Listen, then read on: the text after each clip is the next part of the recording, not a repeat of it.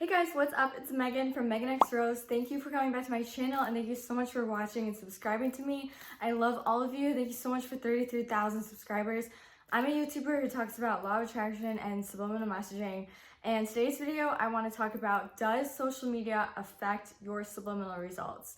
And this is going to be a really fun topic, so I hope you can stay tuned. And let's start off by saying, everyone nowadays, has some type of social media that they're consuming, whether it be YouTube, whether it be Instagram, whether it be Facebook, Twitter, TikTok, anything like that.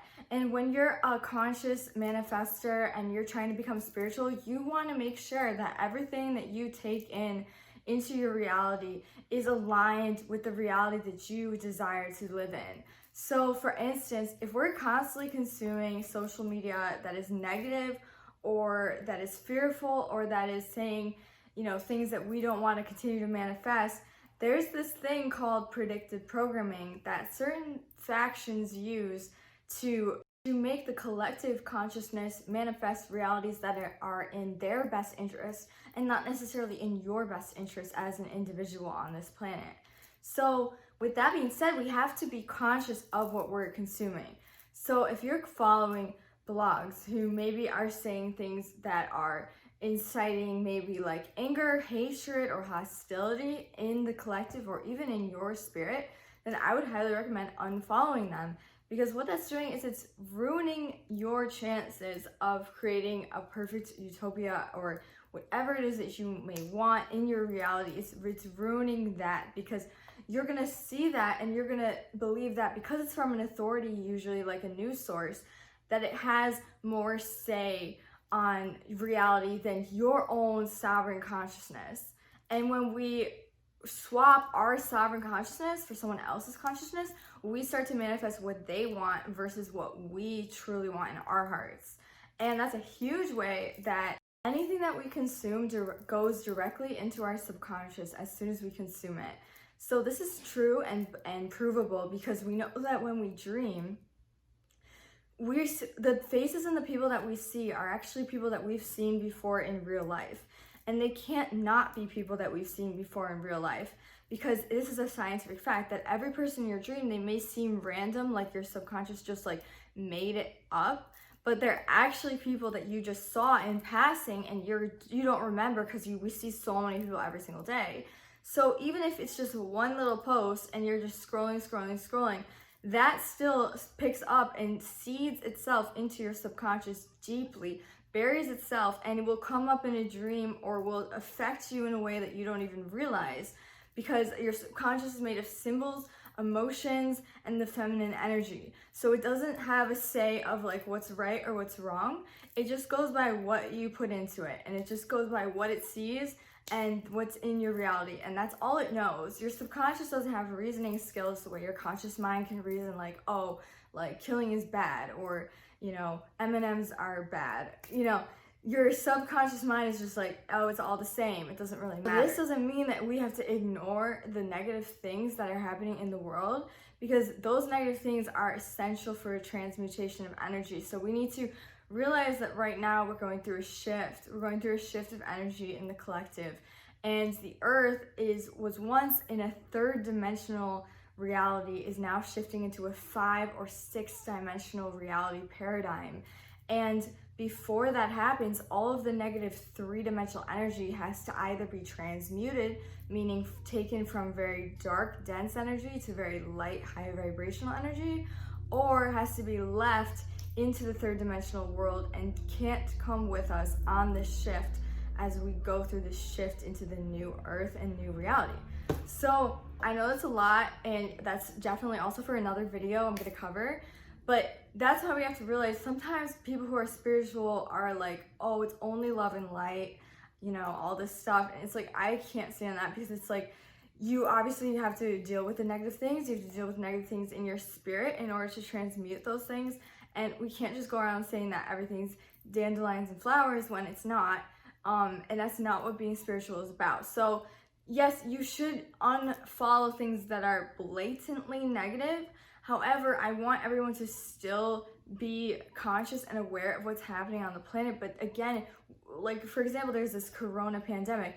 We don't need to put our stress and energy though into the corona pandemic. It's basically, you know, trying to get us to stay into low vibrational energy, and low vibrational people are much more likely to get sick and things like that. So we need to be aware of it, be aware, you know, of these things that are going on, but at the same time, have enough balance where you're looking at things that make you happy genuinely, and you have solid relationships with your friends, and you're focusing on what you want to learn, what you want to achieve, what you want to build in your life, instead of just focusing on these negative things, because lately the news media has just been an outlet of negative vibrations and one thing after the other for us to put our special precious energy into. And that's a hamster wheel of just, you know, continuing to do and do and do. And once you break that, you're gonna start to realize, okay, like I create my own reality. So, you know, if these things are not happening directly to me, if they're not happening directly in front of me, sometimes it's better for you to take a break, for you to change your vibration, because that actually helps the collective raise their vibrational consciousness more. Have you ever heard of the one monkey effect? Basically, like if enough people wake up, then the majority of the people will actually wake up just by default. So by you doing your inner work, it sounds counterintuitive, but you doing your inner work can help more for these crazy things that are going on in the world than you know, spending your time freaking out or, what's the word? Not researching past what you're just getting on like a mainstream media news outlet, and seeing the deeper picture, the deeper agenda to some of these things. So that can give you a sense of like the big picture and can kind of like lessen your anxiety, and then you're less likely to manifest what their big picture agenda is, or what, you know, someone else's agenda is for you. This is also true for like hate comments. A lot of times with people who do like a hate comment or something that's very rude, what they're really trying to do is they're trying to bring your vibration down to their level.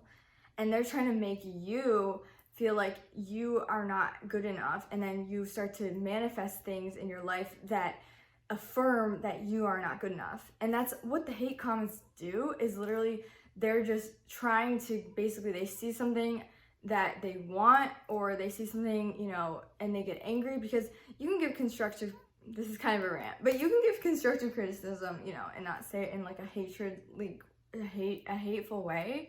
But with the hate comments, they're trying to basically, and you're like flying around and you're like having a good time, you know, in the sky, and someone is jealous because they are not a hot air balloon, they can't fly as high as you. They're gonna start to try to like deflate, you know, and say this negativity, and all it really is their subconscious realizing that they are trying to bring you down. And that is powerful though, and that actually happens on the wide scale for majority of humanity. So with things like people hating an entire, you know, nation, or putting nations against each other, that makes the people of that nation like start to question themselves on a mass scale, and it actually lowers collective vibrations of huge populations a lot. So that's a technique that, even though, you know, it might seem like petty on that level, is actually a very well-known black magic technique to lower someone's consciousness and vibration. Okay, so I want you guys to walk away from this video and to curate your Instagram or Twitter or Facebook feeds towards a more reality that you want to live in. So I hope that this video helps you guys, and I hope that I was able to explain this in the most comprehensive and easy way to understand.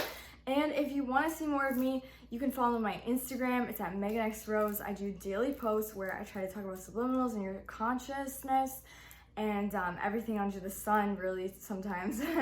But yeah, and I hope you guys can subscribe so we can become friends and, you know, learn more from each other and everything like that. Okay, so I love you so much, and I'll see you guys later so soon. Bye! Oh, and I wanted to show you guys my bracelets, by the way. I'm wearing a lot of like crystal bracelets to kind of help with my energy. This one's hematite. This one really helps grounding. This one's peach. what is this? Shoot, I forgot. I think it's peach. Yeah, these are really great, and I have some of them are going to be available soon on my Etsy shop, which is linked in the description down below. All right, so bye guys, talk to you later.